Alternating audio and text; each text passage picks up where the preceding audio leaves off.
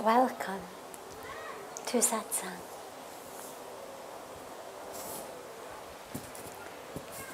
So beautiful to be together.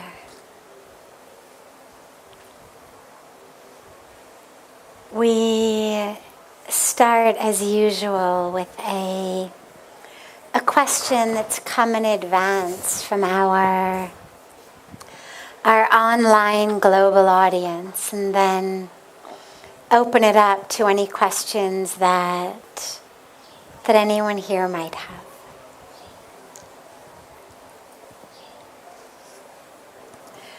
Avoiding jealous thoughts is difficult, but does identifying it at least mean that there's some sort of progress? Absolutely. Whatever the emotion or thought pattern may be, the minute that we can see it, it's hugely beneficial. Because up to that moment, we feel like we are the thought. A thought, an experience, an emotion of anger arises. And we feel like we are it. I am angry. I am sad. I am jealous. I am all of these things. No, you are not. Just there is a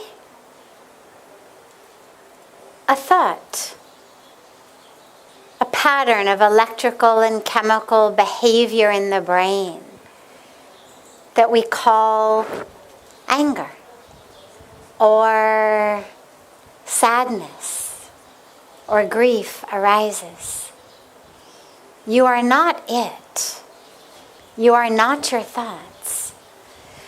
And so the better that we can identify them, the more it frees us of it. Because if I feel I am angry,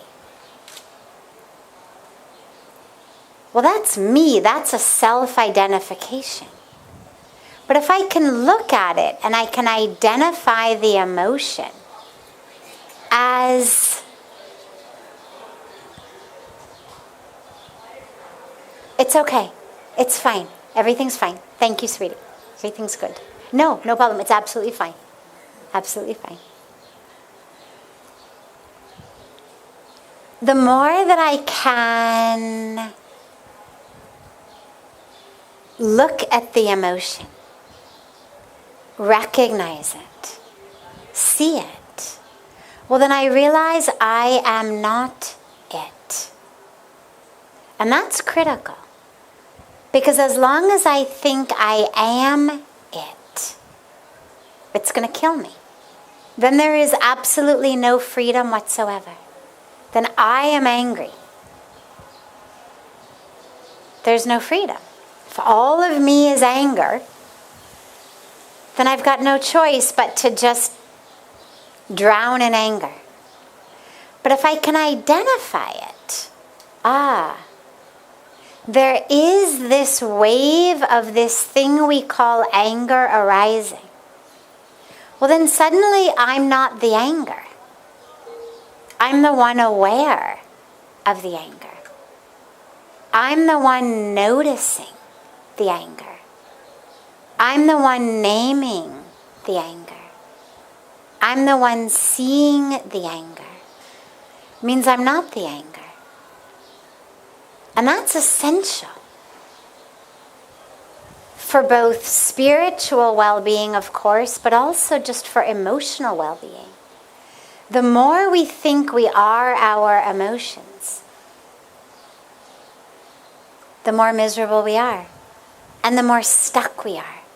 Because then we're constantly going up and down.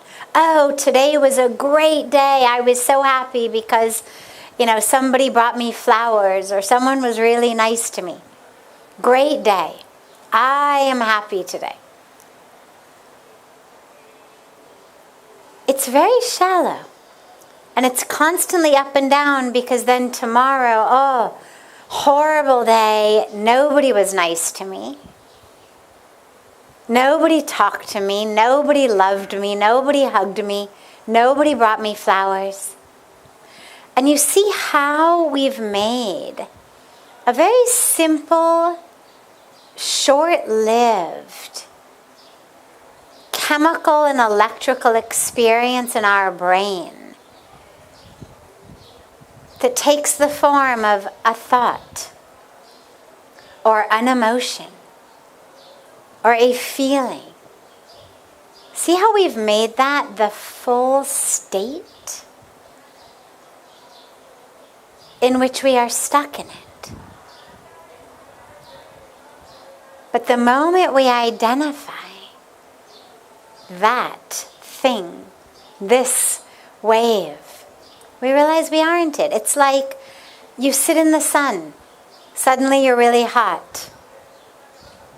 There's a wave, a chemical and electrical change in the body that sends signals to the brain that says, I'm hot. But we understand I am not the heat. It's just temporary. We don't identify with it. But that which comes from within our brains, we identify as them. And we need to start looking at a lot of this stuff the same way that we look at that which arises from the temperature around us or from the environments that we're in. Just temporary shifts, waves of an emotional state, waves of a thought. They come, they peak, and then they dissipate. And that's what heals us, to not be that emotion. So yes, it's an answer to the questioner. It's great progress. If you find that you're still having thoughts of jealousy, okay, it happens. But the more you can identify them, the freer you become. Because if you can say, oh, hello, jealousy. I didn't know you were stopping by today. Unexpected visit, not one I've got a lot of time for. But anyway, I see you. Then it keeps you from getting stuck. Then suddenly it's not, oh my God, why does this person have that and I don't have it? Why is this person getting this and I'm not getting it? Why is this person? And then we're all wrapped up in the drama of it. But if we can just acknowledge it, hey, jealousy, I see you, but you know what? I'm going to choose love today instead. I'm going to choose peace today instead. Because just because something arises doesn't mean we have to choose it. Right? When I was a kid, every day the ice cream truck would go by. And every time the ice cream truck went by with its very special ice cream truck music, all of the kids would rush to the ice cream truck as though it was like this magnet and there was no option. You had to go to it. Now, when you're a little kid and it's summer and it's the ice cream truck, you may think that just because it drove by, yes, you've got to have ice cream. But as we get older, as we get somewhat more mature, it's important to realize that just because something drives by or shows up doesn't mean that we have to be pulled to it. I mean, one would hope that, diabetic or obese adults could restrain themselves from running after the ice cream truck just because it came into the neighborhood. All right, let the kids run, no problem. But if you've got diabetes, or you're severely obese, or your teeth are rotten and falling out, we would hope that you would have the the awareness and the discipline to say, oh yeah, there's the ice cream truck. I'm not going to run after it. Like, this is not what's good for me. And in the same way, when these thoughts of jealousy in this case arise, just because it arises doesn't mean we have to jump on it like an ice cream truck. You can see it. Oh yeah, there's that thought of jealousy. I know that. It's kind of a pattern in my life, all right. Like the ice cream truck that comes by once a day. But no matter how frequently it comes by, I don't have to jump on it. And these thoughts, unlike an ice cream truck, the less you jump on them, the less frequently they'll come by. It would be like if no kids ever ran after the truck.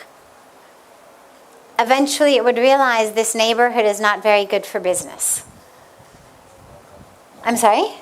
So they won't come. Yeah, they won't come, exactly. Exactly, they won't come. No kids are buying ice cream. Why go here? I'll choose a different neighborhood. In the same way, when these thoughts arise, the more you don't jump on them, the more you don't give in to them, the more they realize, why bother? And they stop coming. So yes, the first step is identifying it, acknowledging it, realizing it isn't you, and then realizing that you've got a choice. Choose jealousy or choose love. It's up to you. And even if you've chosen jealousy every single day up until this moment, today's a brand new moment. A brand new day. Choose something different. It's the opportunity we all have.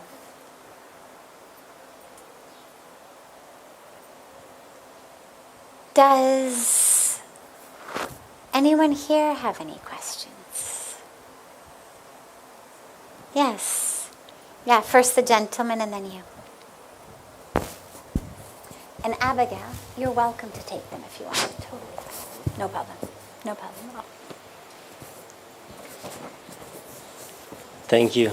The question is, how can be possible to have a total fulfilling and long-lasting loving relation? Beautiful. How can we have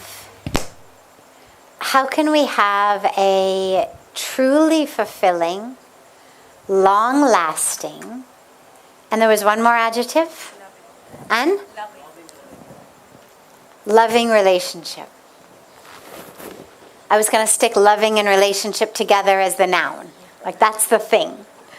So how does our loving relationship become fulfilling and long-lived? When we don't need the other person in order to feel okay about ourselves.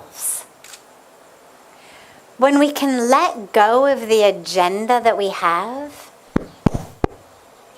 when we can let go of the agenda that we have for the other person, because that's what squishes and suffocates love.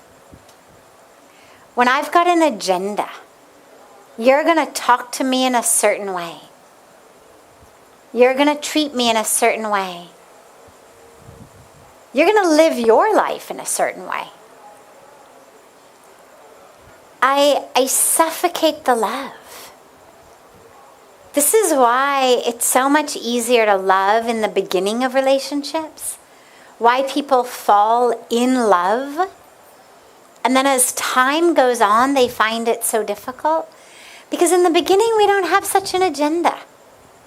Right? When you first meet someone and you first start falling in love,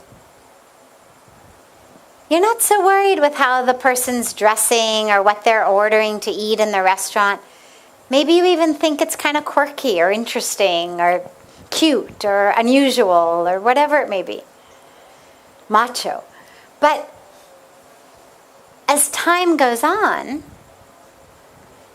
suddenly you develop sort of an agenda. And you develop this sense that you are entitled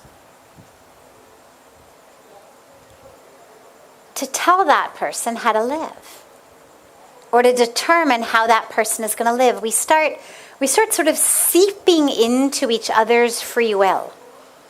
You know, when you share a bed together, what frequently happens if one person is a sort of rowdy type of sleeper is you end up with one person sort of occupying the other person's part of the bed, right? If you did a photo essay of married couples, you know, in the middle of the night or early morning before they actually wake up, would actually be a fun photo essay. Maybe Abigail should take that up.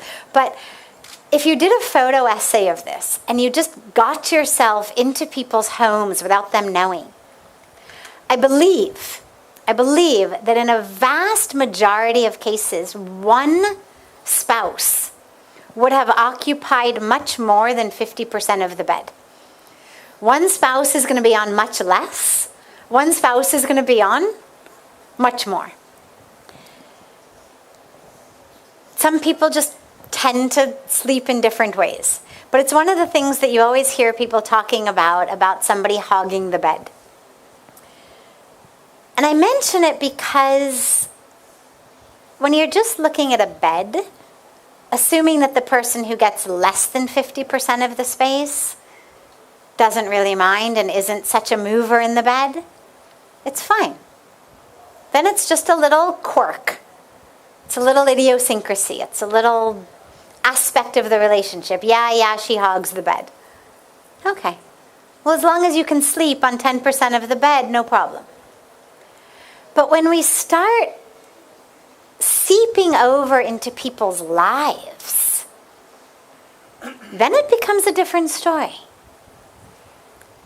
When you start taking over 90% of someone's life, leaving them only with 10% of free will, then it's a much more serious situation than just taking over the bed in the night. And this is the type of stuff that makes us lose that beauty of love. And so one of the ways is make sure that you keep doing your work. It becomes really easy in relationships to expect the other person to be the one to fix you. You've had a stressful day, you're upset, you're angry, you're annoyed, and you come home and you expect that the other person should be the one now who's going to make it all better, without necessarily taking into consideration what's going on for the other person at that moment. And when it doesn't happen, then we get angry, hurt, disappointed. We feel rejected, we're resentful. And then things start to really sour. So it's really critical that both people keep doing their work, their psychological work, their spiritual work, that everyone in a relationship knows how to self-soothe, that everyone in a relationship knows how to have their meditation corner or their quiet space, their breathing corner, so that we're able, when we are stressed or upset, to soothe ourselves and then to re-emerge into the relationship from a place of grounding and anchoring in love. And it doesn't mean that you can never cry on the loved one's shoulder or have the loved one hold you up. Of course you can. But when we start having this expectation that all of my frustration, all of my stress is going to be taken care of by that loved one, then we end up in trouble. Another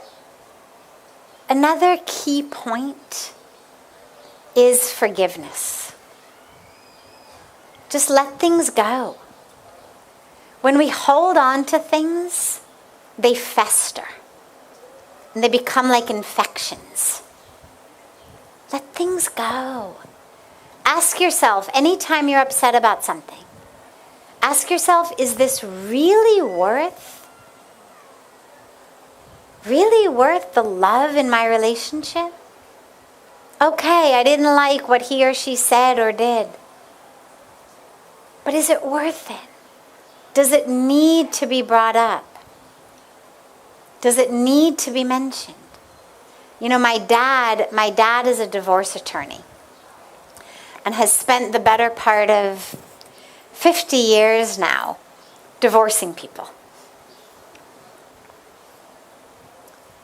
And he's got a very... Will you just turn that fan off? Yeah, just turn it off. Thank you. The night is beautiful and breezy, and thanks. So my dad, the divorce attorney, has got this beautiful teaching that he has seen after 50 years of watching couples get divorced. As he says, in a marriage, you've only got two choices. You can either be right or you can be married.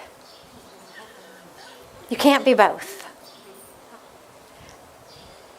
And I guess you could say you could be right or happily married. Because in some cases people stay married even when they're miserable. But you've got to ask yourself, is it worth being right? Or is it more important to be in peace? And that's a question we always have to ask ourselves. Because so much of that love gets lost in trying to be right. So let go of things. Okay, someone did something you didn't like. Okay, it happens. Let it go. Choose love. Choose peace. Let things flow like they flow in the Ganga. Just imagine your mind to be like the Ganga. We were talking about Ganga in the Aarti tonight. She's amazing. People dump trash in her. I mean, she's the mother goddess. People dump trash in her. What does she do? She just keeps flowing. She keeps flowing. She doesn't stop. How dare you? Who do you think you are? She doesn't suddenly pull all of her water into this huge tidal wave and sweep the person who just dumped trash in her. Sometimes we think she should, but she doesn't. When you think you're the goddess, you can do anything. When she first came onto earth, Pujya Swamiji mentioned how when she came onto earth, it was to bring freedom, liberation to the sons of King Sagar by flowing over them. But when she first came onto earth, she was this rambunctious, intractable force of Shakti. But she was washing over the riverbanks, like washing everybody away. And so they went and they prayed to Lord Shiva to first let her flow into his hair, into his locks, and then to gently, gently, gently let her down. Which he did and she did. But in my mind, I don't think he actually contained her. I think she allowed herself to be contained in this way, and that if she wanted to, she could be just as free-spirited, and we see it sometimes in the monsoon season. Sometimes she reminds us of her true force. But I mention it because when she flows, she could very easily sweep up anyone who dumps trash in her. It would be so easy for her. Somebody's standing on her riverbanks, they dump their trash, they're in a boat, they throw something out. How easy, just make a wave, boom, done. But she doesn't. Never once. She just keeps flowing. She keeps flowing. There we are performing her arati, praying to her. She could rise up and bless us in some very special sort of way. She doesn't. She doesn't need to go through that. We know we're blessed. She just keeps flowing.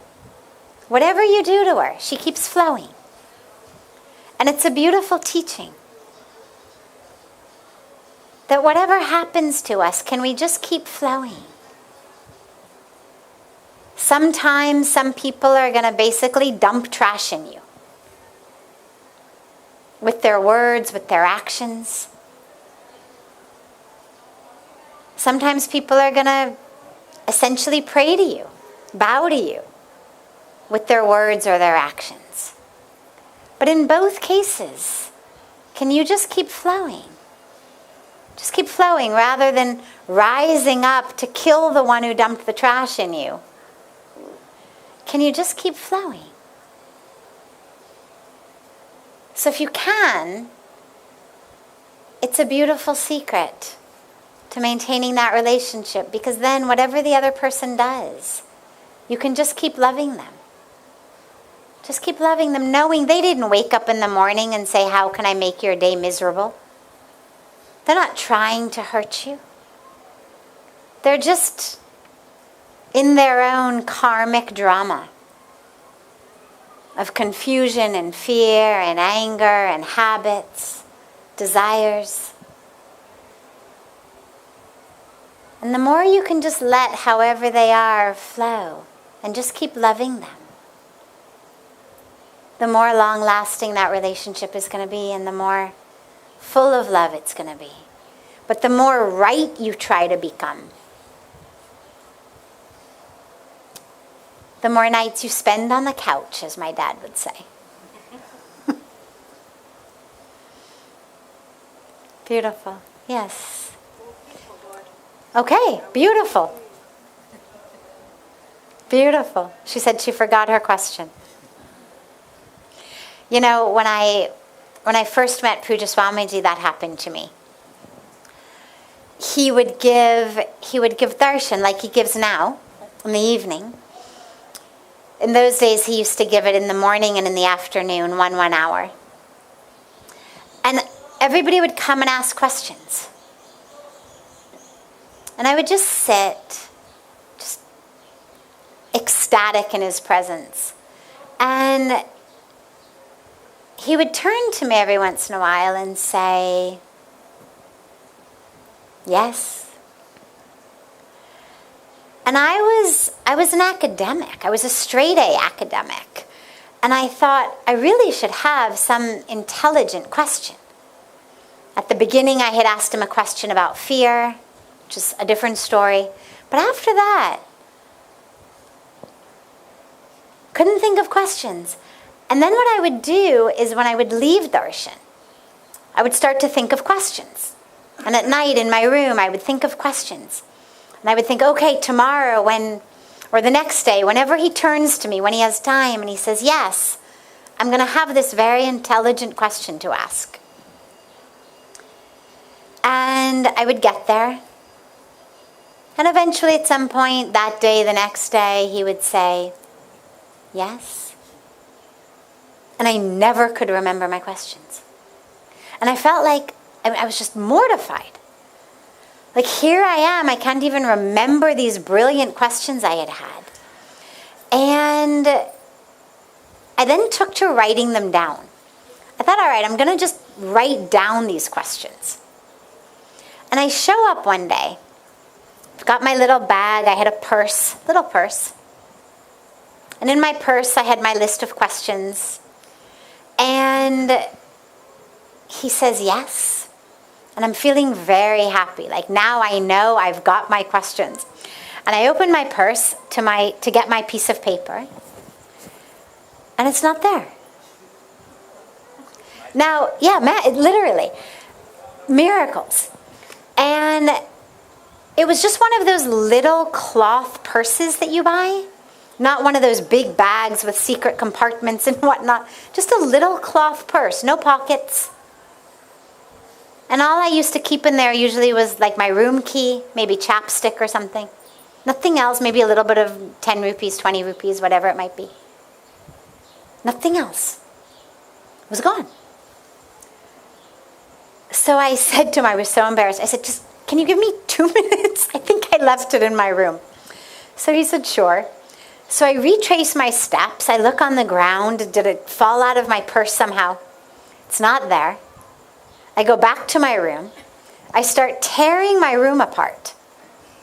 Literally, like pulling the sheets off my bed, pulling the pillowcases off my pillows, pulling it. Cannot find the list. And I finally realized, there's a teaching here. This is not about my list. For me as an academic who always had questions, I was the front row, 8 o'clock in the morning lecture hall class. Everybody else is asleep. And I'm like, I have a question. Suddenly the universe was teaching me to just be there. To just get out of my mind and be there. And so it was a beautiful, beautiful experience. So I know this beautiful experience of forgetting it. Yes. He's going to just bring you a microphone though. Aapko mic dena.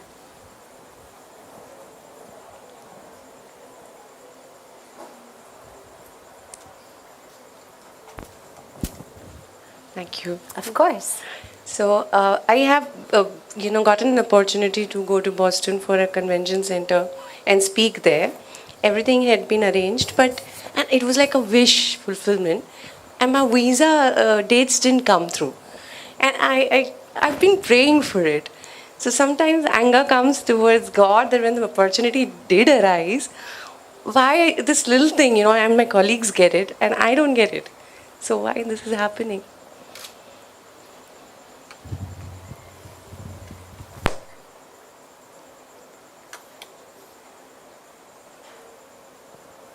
You think about what you prayed for, what you were really wanting.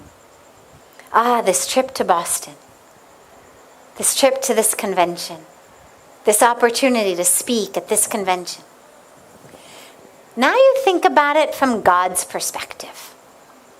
God as the giver of miracles, the bestower of grace. Thank you. Just turn it off, yeah. Thank you. You think about it from God's perspective. This infinite bestower of miracles and grace, who is there for you, to be there one with you. और आप America जाने सपने ले रहे, वो भी बस एक कन्वेंशन के लिए. भगवान क्या सोच रहे होंगे? मैं तो सामने खड़े हूँ आशीर्वाद देने के लिए, और ये तो अपनी वीजा के चक्कर में है. Right? I mean, think about how this divine universe must look upon us, because she's not alone in this. Look at what are our goals, our desires. Oh, I should go to Boston. Oh, I should get invited to a convention. I should be given an opportunity to speak, to teach. This is my goal. You think the divine universe must be not knowing whether to laugh or to cry. Thinking, here I am, ready to merge with you in divine ecstasy and bliss. And you're dreaming of a convention in Boston? Right? I mean, is God laughing? Is God crying? Is God just being infinitely patient, knowing that eventually, if not this lifetime, next lifetime, eventually she will come around. But it's such a beautiful lesson because we get disappointed, we get attached, and we get disappointed to these things that are, I don't mean to belittle them, but in the perspective of really what we're here for, they're just distractions. They're not even small. They're actually distractions. Because all they do is re-emphasize, you are this role. If I had gone and I had spoken, well, that's just another chink in the armor of my costume of speaker at convention. Right? Now my costume is even more getting glued to my body. Every time you get invited, more and more, then it becomes more and more the story. Oh yeah. And then what happens? Imagine you had gone. Let's take it the other way. You went, you gave a beautiful speech. Now there's a convention in New York. Same organization or similar organization. But you didn't get invited. Now your mind is all messed up. What happened? Why didn't I get invited? Don't they know who I am? Don't they know I am that convention speaker? Entitlement, attachment.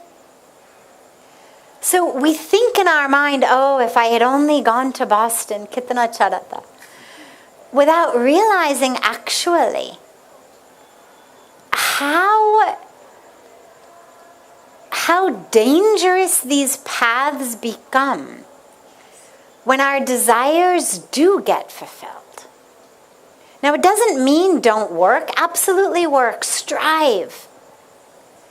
If it had happened, my best advice to you would be, recognize you are simply in this moment, being used as a particular tool at a particular moment. It is not about you. It is not your role. You are not a speaker, a teacher. You just happen to be the one plucked out of a billion other possible ones to be used as this particular instrument. Why does one screwdriver get chosen out of an entire hardware store to be purchased? Right? Out of all the hammers in the world, which one gets chosen to hammer in the nail that the Mona Lisa is going to hang from? Right? Out of all the possible hammers. Okay, so you got chosen. So my advice, if you had gone, would have been that. But now that you didn't go, think of it as the universe actually saving you from getting stuck in a role.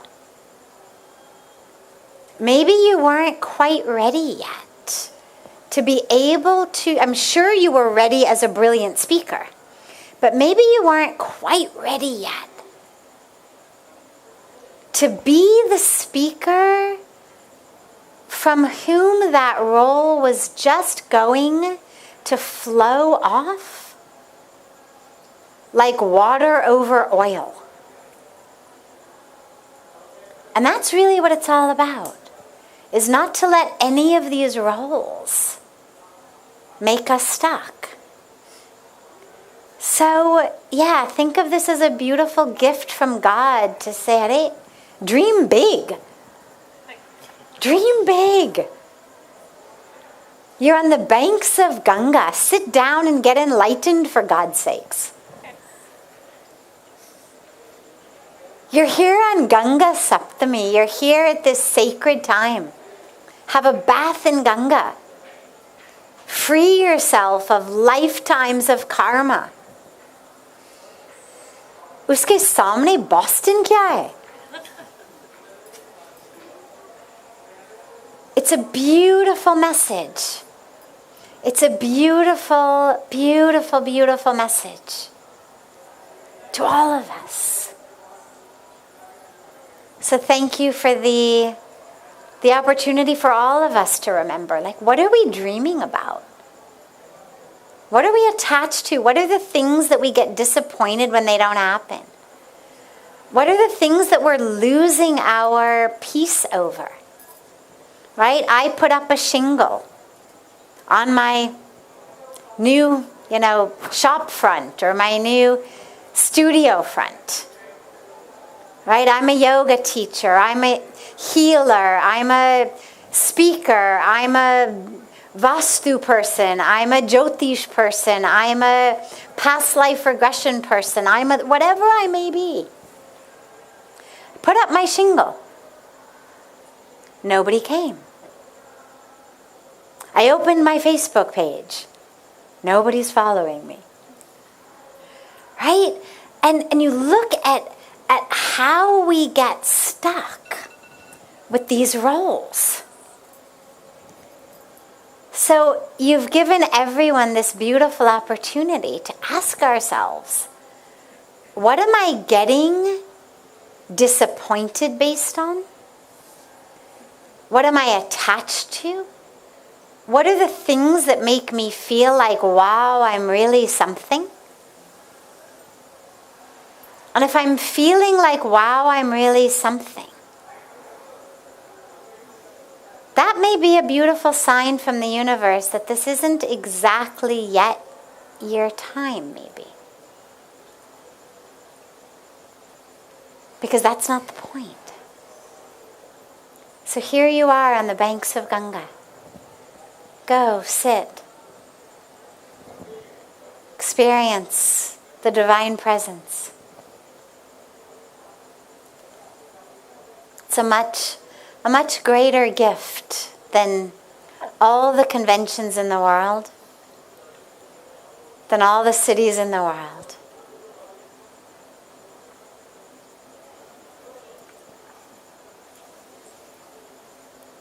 Have a beautiful, beautiful rest of your evening. A beautiful day to our family joining us from all over the world. Oh, and you had something you were saying? Oh, Ganga Saptami. It's the seventh day of the cycle. So when we talk about Saptami or Ashtami or Dashera, it actually refers to the seventh day or the eighth day, the 10th day that it falls upon. So I actually had thought it was Ganga Ashtami, that it was falling on the 8th day, which was why in the Arati Pujya Swamiji corrected me that it's actually Ganga Saptami. It's falling on the 7th day of the cycle. Yes. Spiritual retreat. Yes. Thank you. Spiritual retreat. So starting from tomorrow, on the beautiful day of Ganga Saptami, we have a very, very beautiful spiritual retreat here at Parmarth Niketan. It's from the 8th to the 13th. It includes meditation, yoga, Vedic chanting, satsang, pujas, nature walks. Anything else? Am I missing? I'm sorry? Vedic teachings, Reiki healing. Wow, look at that. So much. Best of everything, exactly. So we invite you all. It, like all of our programs, are offered just on a donation basis. So feel free to talk to Sevanandaji after the satsang if you are interested in joining the retreat. You don't have to be able to stay for all 5 days of it. Even if you can just join us for a couple of days, you are more than welcome. And so much love to all of you.